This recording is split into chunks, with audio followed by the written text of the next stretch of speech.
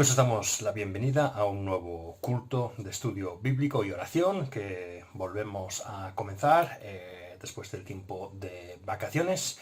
Los que seguís estos estudios habitualmente sabéis que estamos estudiando la carta de Primera de Corintios y básicamente lo que vais a ver hoy es una grabación del estudio que hicimos ayer juntos, los que pudimos conectarnos por Zoom, y luego os compartiré algunos temas de oración por los cuales oramos ayer por la tarde.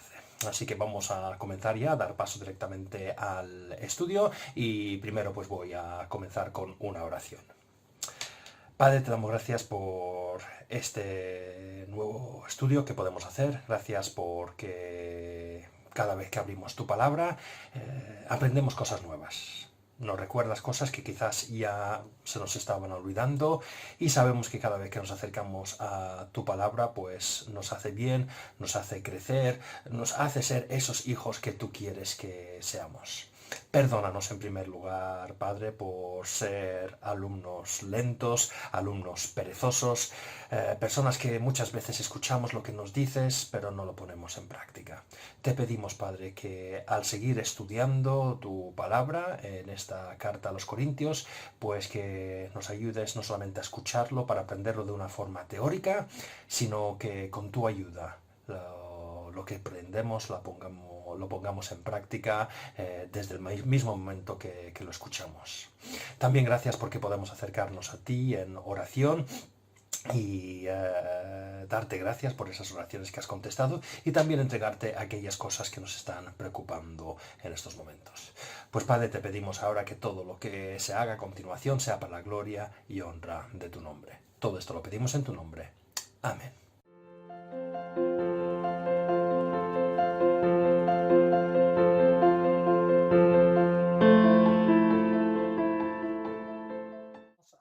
Comenzar a leer la sección que estamos estudiando en estos momentos, que es Primera de Corintios capítulo 10, y la sección que estamos estudiando son los versículos del 14 al 22. Así que voy a leer estos versículos ahora y saldrán en pantalla.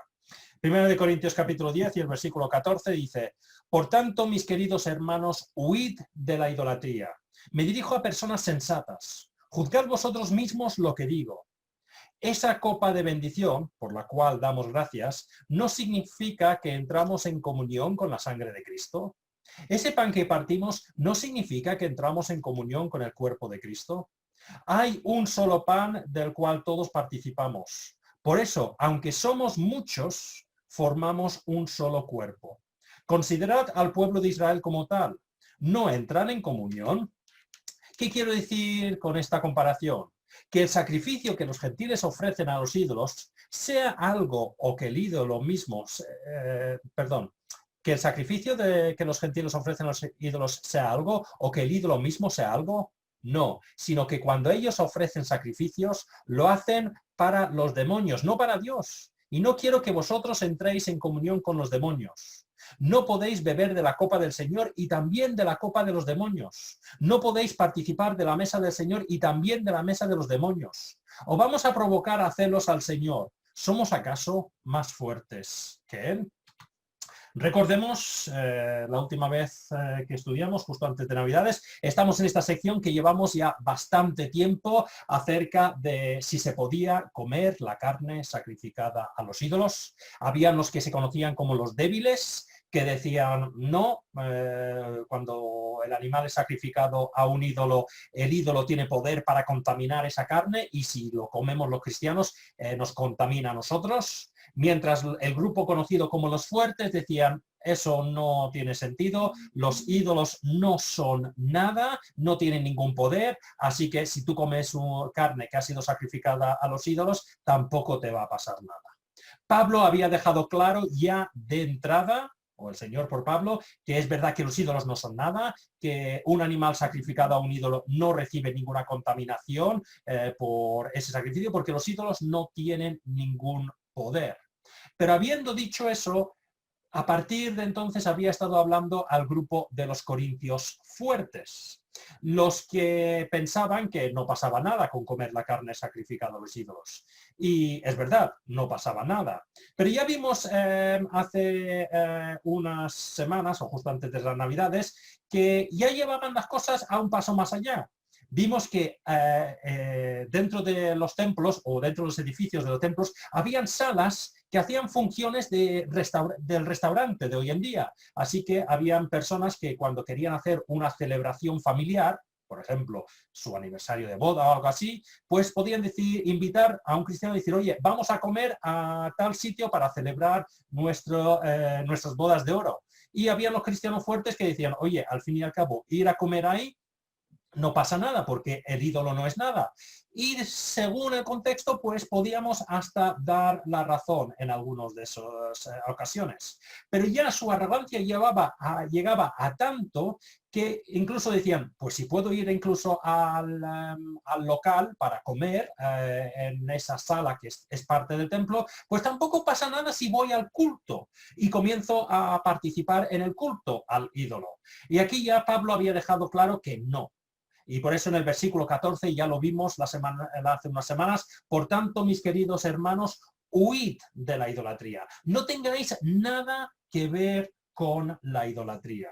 Y vimos eso en el versículo 14, también el versículo 15, que es donde quedamos antes de vacaciones. Me dirijo a personas sensatas. Juzgad vosotros mismos lo que digo. Y el apóstol Pablo, en los versículos del 16 al 22, va a poner un ejemplo que él cree que cualquier persona sensata o guiado por el Espíritu entenderá. Va a hablar de la Santa Cena y va a explicar lo que es la Santa Cena, en los versículos sobre todo del 16 al 17. Y va a decir, si entendemos bien lo que es la Santa Cena, a partir del versículo 18 va a comenzar a explicar algunas cosas que ocurren en los cultos a los ídolos. Y va a decir, si entendemos bien lo que es la Santa Cena, aceptaremos que es incompatible participar en la Santa Cena en la iglesia el domingo y luego participar en cualquier culto a cualquier ídolo entre semana. Y por eso vamos a ver los versículos del 16 al 17 que habla de este tema. Esa copa de bendición, que está hablando aquí de la Santa Cena, por la cual damos gracias, no significa que entramos en comunión con la sangre de Cristo. Ese pan que partimos no significa que entramos en comunión con el cuerpo de Cristo. Hay un solo pan del cual todos participamos. Por eso, aunque somos muchos, formamos un solo cuerpo. Y la verdad, no vamos a entrar en estos versículos hoy, porque para entender bien estos versículos, la comparación que quiere hacer el Señor por el apóstol Pablo, también creo que es importante que recordemos qué es lo que significa la Santa Cena, porque al entender lo que es la Santa Cena o la Cena del Señor, como se llaman algunas veces, pues al entender bien eso, entenderemos mejor el argumento del Señor por el apóstol Pablo en los versículos del 16 al 22. Así que voy a repasar algunas cosas que hicimos en un estudio en la iglesia ya hace quizás 18 meses, y un poquito más, no me acuerdo, donde hablamos del significado de lo que es la Cena del Señor o la Santa Cena. Vamos a leer Lucas capítulo 22 y los versículos del 14 al 20. No vamos a acabar con todo el tema hoy, tampoco vamos a hacer un estudio profundísimo de este tema, será un estudio profundo, pero podemos sacar aún más cosas del estudio de la Santa Cena y quizás algún día lo hagamos, pero vamos a mirar los versículos del 14 al 20 de Lucas capítulo 22. Dice así, Lucas 22, versículo 14.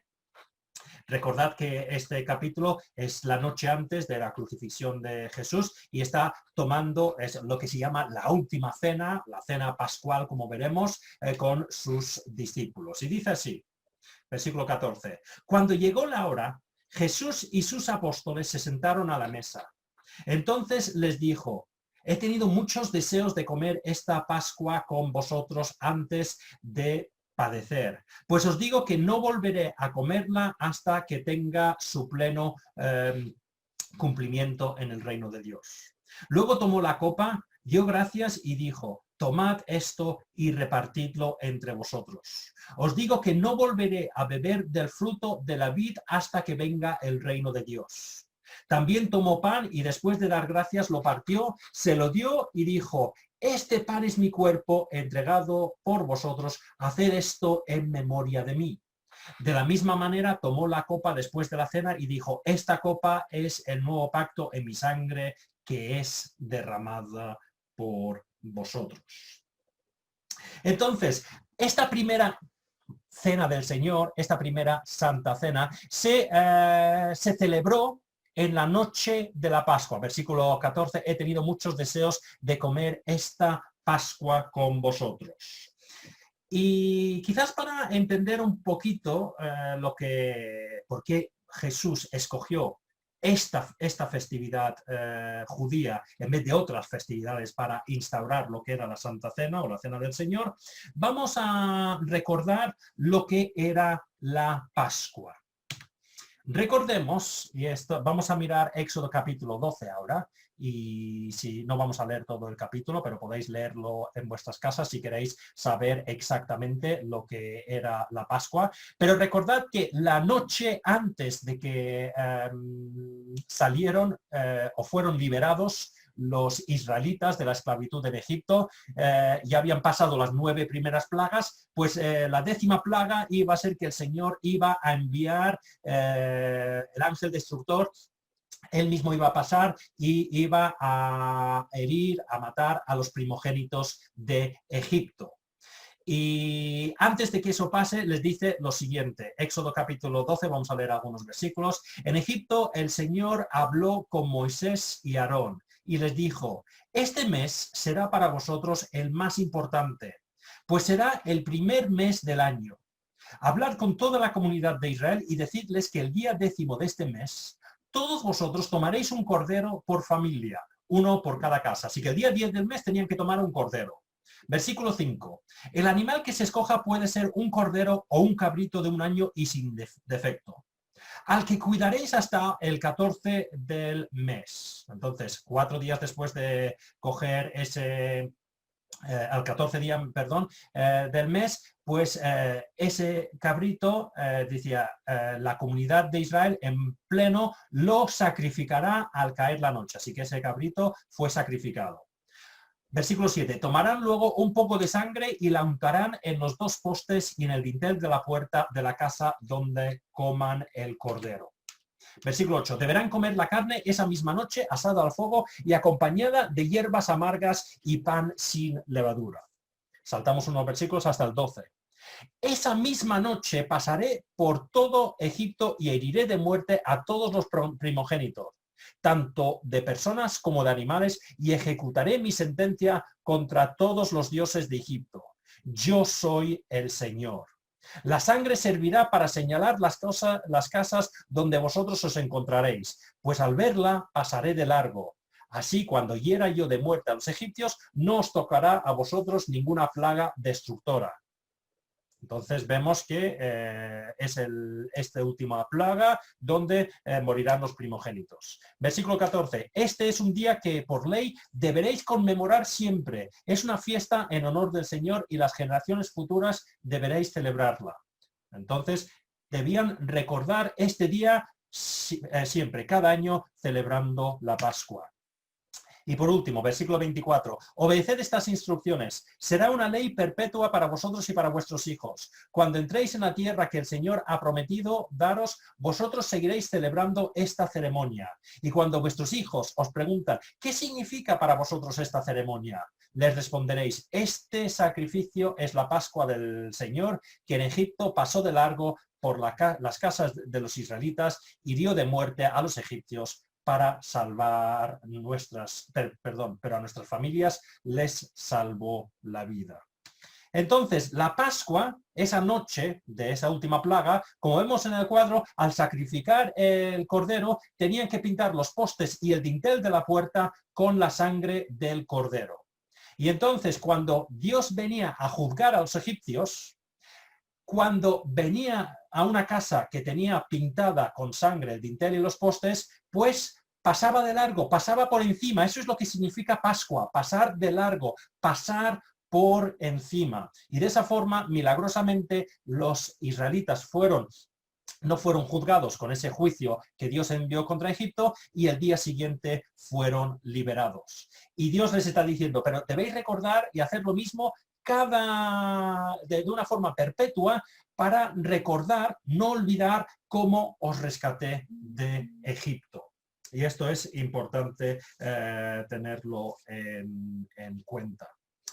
Lo interesante de la fiesta de la Pascua, entonces, es que la fiesta de la Pascua miraba hacia atrás y miraba hacia adelante. Cuando los judíos durante los años celebraban la fiesta de la Pascua, miraban hacia atrás porque recordaban el gran milagro que Dios había hecho al rescatarles de Egipto. Pero también miraba hacia delante porque sabían que la Pascua, simbolizaba una salvación mucho más grande que Dios iba a realizar cuando enviara a su Hijo al mundo. Y eso es como debemos entender cómo la Pascua apunta a lo que hizo Jesús en la cruz. Porque Dios va a juzgar este mundo al final de los tiempos. Pero los que hemos aceptado a Jesús, hemos aceptado su sacrificio en la cruz, el juicio pasará por encima nuestra. No seremos juzgados con el resto del mundo porque tenemos la sangre de Cristo que, como la sangre era el dintel, pues simbolizaba que el juicio no llegaba a esa casa. Así que la Pascua no solamente miraba lo que había pasado en el pasado, sino que apuntaba a lo que iba a hacer Jesús en el futuro. Y sabemos que Jesús no solamente nos libra de la condena del pecado, de la muerte, sino igual que los israelitas fueron liberados de la esclavitud de Egipto, Jesús nos libra de la esclavitud del pecado. Por eso Jesús escogió la fiesta de la Pascua para instaurar una nueva comida, por eso se llama algunas veces la Cena del Señor. Porque ya sabía, la Pascua, la celebración de la Pascua apuntaba a lo que iba a hacer Jesús, pero Jesús estaba a punto de cumplir ese cometido, estaba a punto de morir en la cruz. Por eso cambia la fiesta de la Pascua para lo que nosotros entendemos como la Cena del Señor o la Santa Cena. La idea de que Jesús es como el Cordero de la Pascua no es algo que hemos inventado los cristianos, no es algo que se han inventado los estudiosos de la Biblia, sino que la idea sale muchas veces en la Biblia. Juan el Bautista, cuando vio a Jesús, dice en Juan 1:29, al día siguiente Juan vio a Jesús que se acercaba a él y le dijo, aquí tenéis el Cordero de Dios que quita el pecado del mundo. Y en 1 Corintios capítulo 5 y el versículo 7 ya habíamos visto que decía, deshaceos de la vieja levadura para que seáis masa nueva, panes sin levadura, como lo sois en realidad, porque Cristo, nuestro Cordero Pascual, así que Cristo, el Cordero Pascual, mejor dicho, simbolizaba lo que iba a hacer Cristo, ya ha sido sacrificado. ¿Vale? Así que Jesús ya dice, ya hemos superado la Pascua. Ya he cumplido lo que apuntaba a la Pascua. Yo voy a morir mañana en la cruz. Y eso os salvará a cualquiera que acepte mi sacrificio, nos salvará de la condena del pecado y de la esclavitud del pecado. Igual que cualquier persona que pintaba el dintel de su puerta con la sangre del cordero, pues era liberado de la condena que venía sobre Egipto y también de la esclavitud. Pero también es interesante saber cómo se celebraba esta cena pascual, porque todos acabamos de celebrar algunas navidades y cada uno hacemos diferentes cosas, diferentes comidas, algunos celebran Nochevieja, otros quizás más en Esteban, otros el Día de Reyes, ¿vale? Pero ¿cómo se celebraba la cena pascual? ¿Qué se hacía en esa comida? ¿Qué se hizo en esa última cena que se dice en la Biblia? Pues esa cena pascual comenzaba con una oración de acción de gracias por parte de la cabeza de la familia. Y cuando había hecho la oración, se bebía la primera copa de vino. Después de eso, se comía algo, normalmente unas verduras, cocidas con hierbas amargas, para recordar lo amargo de la esclavitud. Específicamente lo cocían con algo amargo, con hierbas amargas, para recordar la amargura de la esclavitud. Y después de comer eso, alguien, normalmente una persona joven, el hijo, preguntaba a la cabeza de familia, oye, ¿por qué estamos haciendo esto? ¿Por qué estamos cenando de una forma diferente esta noche? Y la cabeza de familia, el jefe de familia, explicaba lo que era la cena pascual, por qué se celebraba y recordaba lo que Dios había hecho en Egipto. Después de eso, pasaban un tiempo cantando. Cantaban los salmos del 113 al 114, luego se lavaban las manos y tomaban una segunda copa de vino. Después de eso se llegaba a la parte principal, la comida principal, la del cordero. Se trinchaba el cordero, se comía con los panes sin levadura, como habían comido esa noche de la Pascua, y esa era, digamos, la parte principal de la cena pascual. Después la cena se continuaba, se podía comer lo que querías, podías comerlo todo. Lo único que no podías dejar era, no se podía dejar nada del cordero, no se podía poner en la nevera y decir, oye, lo comemos de aquí a 2 días. No, se tenía que comer todo esa noche. Y luego se bebía una tercera copa de vino. Y por último, acababa cantando los salmos del 115 al 118 y se bebía una última copa de vino. Y he explicado esto porque algunas veces si miramos Lucas nos puede confundir. Porque estamos todos acostumbrados a Lucas 22:20, donde dice, de la misma manera tomó la copa después de la cena y dijo, esta copa es el nuevo pacto de mi sangre que es derramada por vosotros. Y ese versículo lo entendemos porque en algunas iglesias pues se usa este versículo para presentar la parte de la Santa Cena donde bebemos el vino. Pero es que en los versículos del 17 al 18 hay una copa también. Luego tomó la copa, dio gracias Jesús y dijo, tomad esto y repartidlo entre vosotros. Os digo que no volveré a beber del fruto de la vid hasta que venga el reino de Dios. Y algunas veces nos choca y dice, un momento, ¿qué hay? ¿2 copas de la Santa Cena aquí? No. Recordemos que en la cena he dicho que habían 4 copas, se bebieron 4 copas diferentes de vino. Los versículos del 17 al 18 seguramente están hablando de la primera o segunda copa de vino, ¿vale? Pero la copa que Jesús utilizó para comenzar o instaurar la Santa Cena era la tercera copa, ¿vale? La copa después de la comida principal. Por eso vemos que aquí hay dos copas, ¿vale? Pero solo lo digo para clarificar porque algunas veces, sobre todo en Lucas, nos causa confusión. Pero, como digo, ¿por qué Jesús instaura esta nueva cosa? En vez de decir, no, seguid comiendo la Pascua, vamos a instaurar otra comida, otro símbolo aquí para simbolizar lo que voy a hacer. Pues como he dicho, la Pascua apuntaba a lo que iba a hacer Jesús y Jesús el día siguiente iba a morir, iba a cumplir con eso. Así que ya no tenía sentido para los cristianos, seguir celebrando la Pascua porque Jesús ya había cumplido, ¿vale? Entonces instaura lo que es la Santa Cena. Y la primera cosa que hacemos en la Santa Cena es recordar, ¿vale? Recordemos que la Pascua también se recordaba, se miraba hacia atrás, ¿vale? Porque se estaba recordando en la cena pascual lo que Dios había hecho en Egipto, ¿vale? Pues la cena del Señor, la Santa Cena, también recordamos. Versículo 19 de capítulo 22 dice, también tomó pan y después de dar gracias Jesús lo partió, se lo dio y dijo, este pan es mi cuerpo entregado por vosotros, haced esto en memoria de mí. Y esto es importante que lo tengamos en cuenta, porque la primera cosa que estamos haciendo aquí es recordar. Y esto es una cosa importante a tener en cuenta y lo vamos a ir viendo sobre la marcha en las próximas semanas. Tomar la Santa Cena no es solo sencillamente tomar un trozo de pan o un sorbo de vino y como si fuera algo mágico nos limpia, nos purifica y ya está.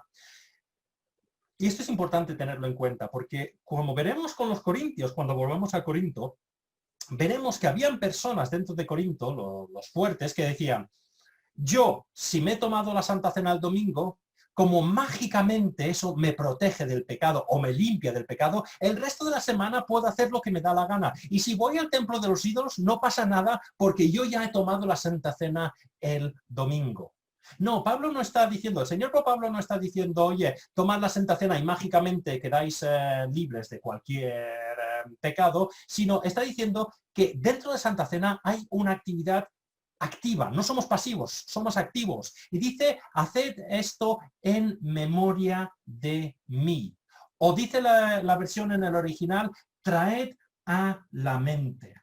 Lo que estamos haciendo cuando tomamos el pan, recordemos que el pan simboliza el cuerpo de Jesús, pues estamos recordando que Jesús tomó nuestro lugar en la cruz. Y esto es importante tenerlo en cuenta. El pan simboliza el cuerpo de Jesús. Y tened en cuenta que he dicho que simboliza, ¿vale? Hay ciertas religiones, los católicos romanos, que dicen que el pan se convierte en el cuerpo de Cristo o el vino se convierte en la sangre de Cristo durante lo que llaman la Eucaristía. No. Aquí estamos diciendo que el pan simboliza el cuerpo de Jesús. Jesús hablaba simbólicamente en más de una ocasión. Juan 2, versículo 19, él habla simbólicamente como si su cuerpo fuera un templo. Dice, destruid este templo, respondió Jesús, y lo levantaré de nuevo en 3 días. Y los que estaban a su alrededor, porque estaba delante del templo de Jerusalén, dijeron, oye, tardaron 46 años en construir este templo, y tú vas a levantarlo en 3 días. Pero claro, estaba hablando simbólicamente, pero el templo del que se refería era su propio cuerpo. No hemos de entender, porque no hay ninguna base bíblica para entender que el pan se convierte realmente en el cuerpo de Jesús, ni que el vino se convierte realmente cada vez que hacemos la Santa Cena en la sangre de Jesús. No tiene base bíblica. Jesús cuando dice, este es mi cuerpo, está hablando no literalmente, sino simbólicamente. La idea que tienen algunos es que como los seres humanos vamos pecando, incluso los cristianos vamos cayendo en el pecado, pues Jesús tiene que volver a morir en la cruz o tiene que volver a sacrificarse cada vez que tomamos la Santa Cena por esos pecados que hemos hecho antes. Por eso es importante, según esta teología, que el pan y el vino de verdad se conviertan en el cuerpo y la sangre de Jesús. Pero como digo, no tiene ninguna base bíblica. Incluso la Biblia contradice eso. Hebreos 7, 27 dice, a diferencia de los otros sumos sacerdotes, él, Jesús, no tiene que ofrecer sacrificios día tras día, primero por sus propios pecados y luego por los del pueblo, porque él ofreció el sacrificio una sola vez y para siempre, cuando se ofreció a sí mismo. Solo se ofreció una sola vez. Esta idea de que cada vez que tomamos la Santa Cena, Jesús vuelve a sacrificarse para nosotros, convirtiéndose en cuerpo y en sangre real, no tiene base bíblica. Está simbolizando, ese pan simboliza su cuerpo, es un símbolo, pero aunque sea un símbolo, es un símbolo impactante. Porque cuando tomamos el pan y reconocemos que ese pan simboliza el cuerpo de Jesús, estamos recordando que Él entregó su cuerpo en la cruz por nosotros. La cruz donde murió Jesús no tendría que haber llevado su nombre, llevaba mi nombre. Esa cruz era para mí. Justamente yo debía morir por mis pecados.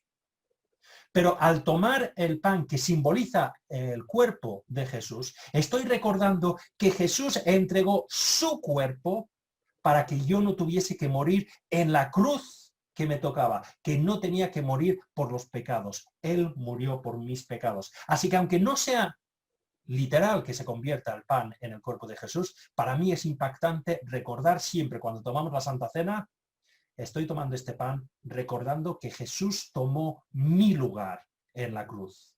Esa cruz debía ser para mí. Pero también hay otro símbolo, el vino. ¿Qué nos recuerda el vino? Pues el vino algunas veces causa problemas, porque el vino, como hemos dicho, simboliza la sangre de Jesús. Y simbólicamente estamos bebiendo esa sangre. Pero algunos dicen, oye, aunque solo sea simbólicamente, ¿por qué hemos de beber la sangre de Jesús? Pues por perdón de pecados. Hebreos capítulo 9 y el versículo 22 dice así: de hecho, la ley del Antiguo Testamento, la ley de Dios, exige que casi todo sea purificado con sangre, pues sin derramamiento de sangre no hay perdón. Y algunos pueden decir, bueno, pero es que no sigo sin entender, Michael, ¿por qué no puede haber perdón? ¿Por qué no puede Dios decir, oye, pues vale, Michael, te perdono y ya está? ¿Por qué alguien tuvo que derramar su sangre?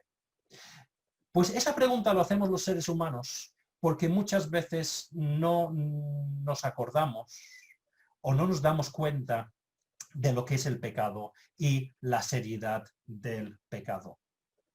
Lo hemos estado viendo en los mensajes de Navidad. Sobre todo en el culto de Navidad expliqué que Adán y Eva, cuando pecaron, cuando comieron del fruto, se rebelaron contra Dios. Sabían exactamente lo que Dios les había dicho. Sabían lo que debían y lo que no debían hacer. Pero al hacerlo dijeron, Dios, nos rebelamos contra ti porque no te vamos a obedecer. Sabemos que no debemos comer de este fruto, pero lo vamos a hacer. El pecado, como vimos, no es un desliz, no es un error, no es que he tenido un mal día, no, es rebelión contra Dios.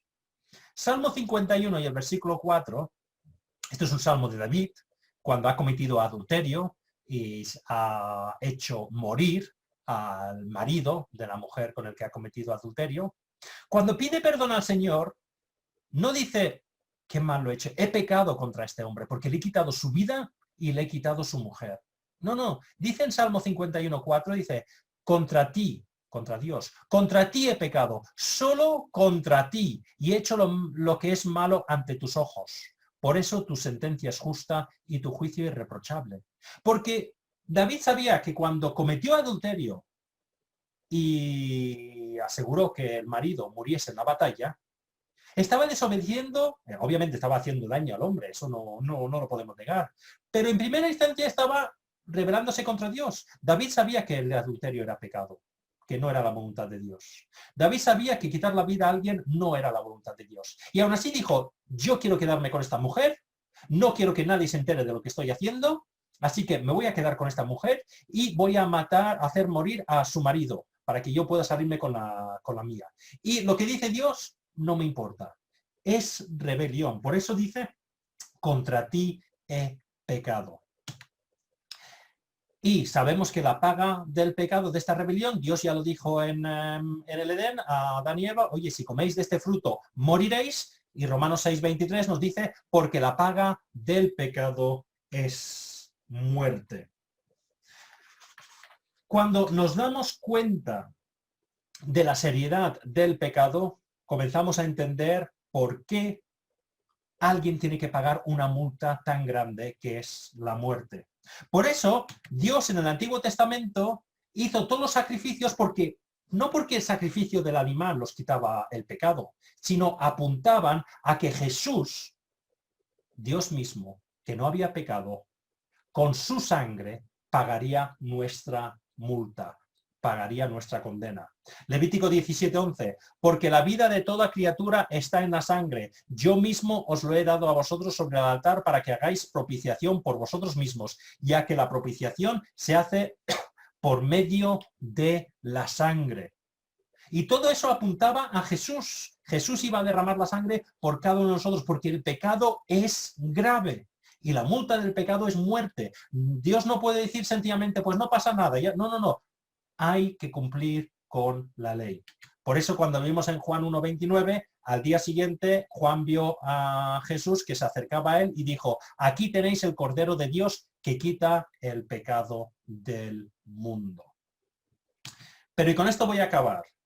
El vino no solamente nos recuerda que recibimos el perdón de pecados porque Jesús pagó nuestra condena, el vino, que simboliza la sangre, también nos recuerda a un nuevo pacto. Jeremías 31 y los versículos del 31 al 34, creo que lo conocemos bien, pero los voy a leer. Dice así: vienen días, afirma el Señor, en que haré un nuevo pacto con el pueblo de Israel y con la tribu de Judá. No será un pacto como el que hice con sus antepasados, el día en que los tomé de la mano y los saqué de Egipto, ya que ellos lo quebrantaron a pesar de que yo era su esposo, afirma el Señor. Este es el pacto que después de aquel tiempo haré con el pueblo de Israel, afirma el Señor. Pondré mi ley en su mente y la escribiré en su corazón. Yo seré su Dios y ellos serán mi pueblo. Ya no tendrá nadie que enseñar a su prójimo, ni dirá nadie a su hermano, conoce al Señor, porque todos, desde el más pequeño hasta el más grande, me conocerán, afirma el Señor. Yo les perdonaré su iniquidad y nunca más me acordaré de sus pecados. Estos versículos nos recuerdan que Dios sabía que el antiguo pacto era imposible que los humanos lo cumpliéramos. Esos mandamientos que Dios había dado, sabía que por nuestro propio esfuerzo no era posible que los cumpliéramos. Fracasamos totalmente. Por eso dice, voy a hacer un nuevo pacto, donde escribo esas leyes no en piedra, sino en vuestros corazones. Mediante el Espíritu Santo viviendo dentro de vosotros, os capacitaré para poder llevar a cabo mi ley. Por eso es un nuevo pacto. Y los pactos en la antigüedad siempre, no solamente en la Biblia, sino en la mayoría de las culturas de la antigüedad, se sellaban con sangre. Éxodo 24:8, esta es la sangre del pacto que con base en estas palabras el Señor ha hecho con vosotros. Sellaron el antiguo pacto con sangre. Pero no solamente en la Biblia, muchas personas de diferentes épocas han sellado los pactos con sangre. Por eso Jesús, cuando habla de esto es la sangre del nuevo pacto, está diciendo que está instaurando una nueva época donde las leyes están escritas en nuestros corazones. Así que, y voy a parar ahí porque quiero hoy dejar tiempo, bastante tiempo para orar. Pero quiero que vayamos teniendo estas cosas en cuenta. A medida que vayamos entrando en el pasaje de Corintios, tenemos que recordar lo que significa la Santa Cena. Vamos a entrar en más detalles la semana que viene. Por ahora hemos estado mirando lo que significaba. Significaba que Jesús tomó nuestro lugar en la cruz. Significa que por su sangre somos perdonados de nuestros pecados. Significa que entramos en un nuevo pacto, en una nueva relación con el Señor. Y todas estas cosas tenemos que tenerlas en cuenta porque si no, no entenderemos cuando Pablo concluye diciendo, teniendo todo esto en cuenta, ¿no os dais cuenta de lo ilógico que es vivir de la misma forma que vivíais antes, participar en los mismos cultos que participáis antes o, como estamos viendo, participar en la idolatría como estáis viviendo ahora? Pero como digo, la semana que viene vamos a mirar algunos otros aspectos que recordamos en la Santa Cena, porque no solamente miramos hacia el pasado, no solamente recordamos que Jesús murió en la cruz, sino también recordamos que Jesús volverá. También recordamos que Jesús nos ha dado muchísimas bendiciones al entrar en este nuevo pacto. Todas estas cosas también hay que tenerlas en cuenta cuando estamos tomando la Santa Cena, cuando estamos mirando lo que el apóstol Pablo va a decir a continuación.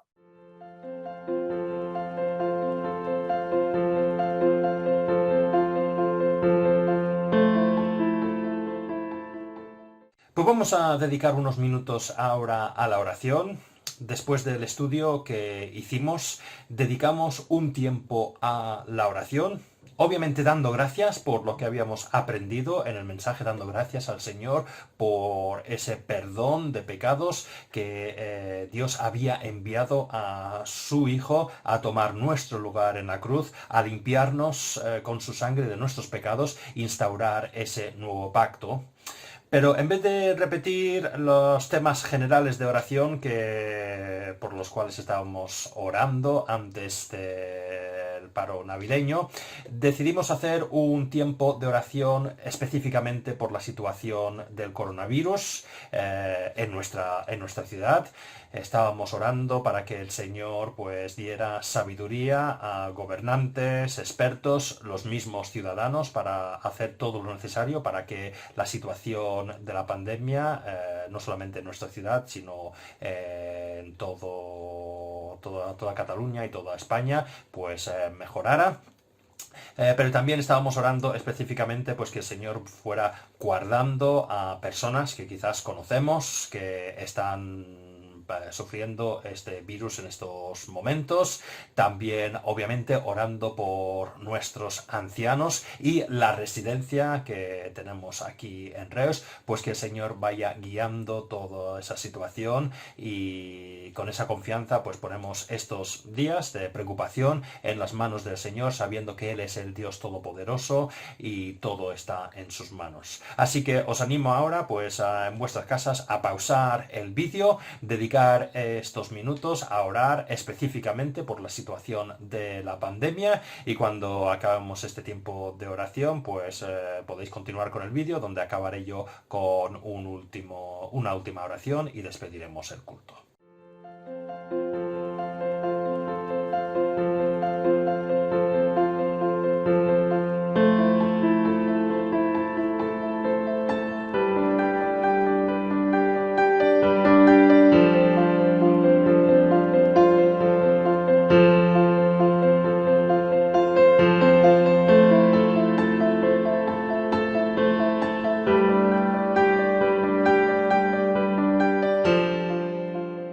Pues voy a despedir el culto con una última oración, recordando que ya hemos anunciado que mañana, domingo día 10 de enero, no celebraremos el culto de una forma presencial. Hemos decidido que al menos una semana, dado la situación de la pandemia en Reus, pues que al menos este domingo lo haremos online, ya colgaremos el culto a las 11 de la mañana.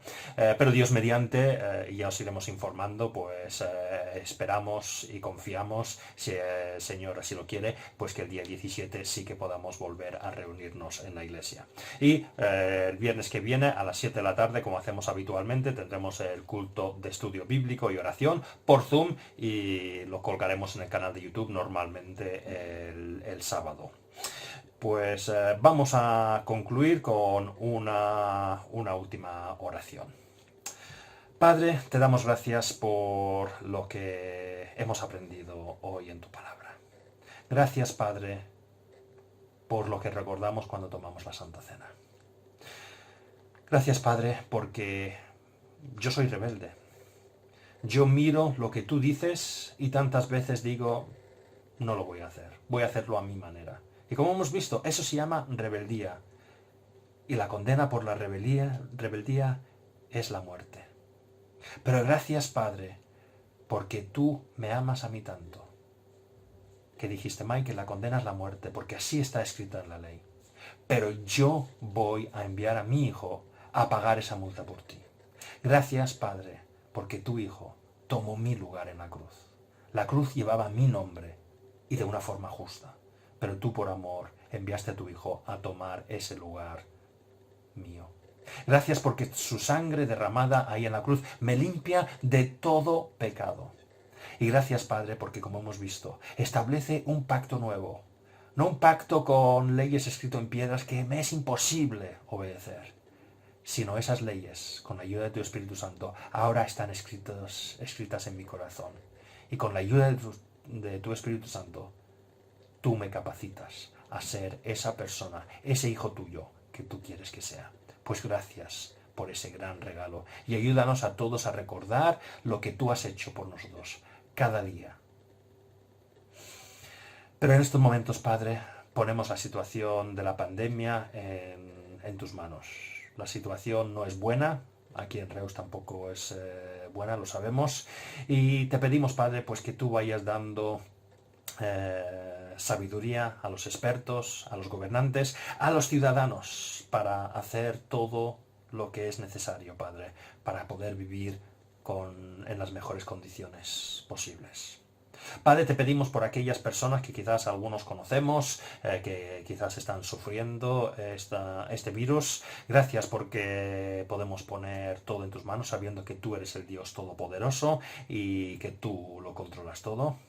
Pero te pedimos sobre todo en estos momentos por nuestros ancianos, Padre. Sabemos que este virus es más complicado dependiendo de la edad, así que pedimos, Padre, por las personas más ancianas de la Iglesia, que tú las vayas protegiendo. Y obviamente estamos pidiendo por el hogar que tenemos aquí, la residencia que tenemos aquí en Reus, que tú la sigas bendiciendo, guiando, guardando, Señor, y que todo se haga conforme a tu voluntad. Pues con esa confianza, Padre, ponemos todo en tus manos y pedimos que todo lo que hagamos sea para la gloria y honra de tu nombre. Todo esto lo pedimos en tu nombre. Amén.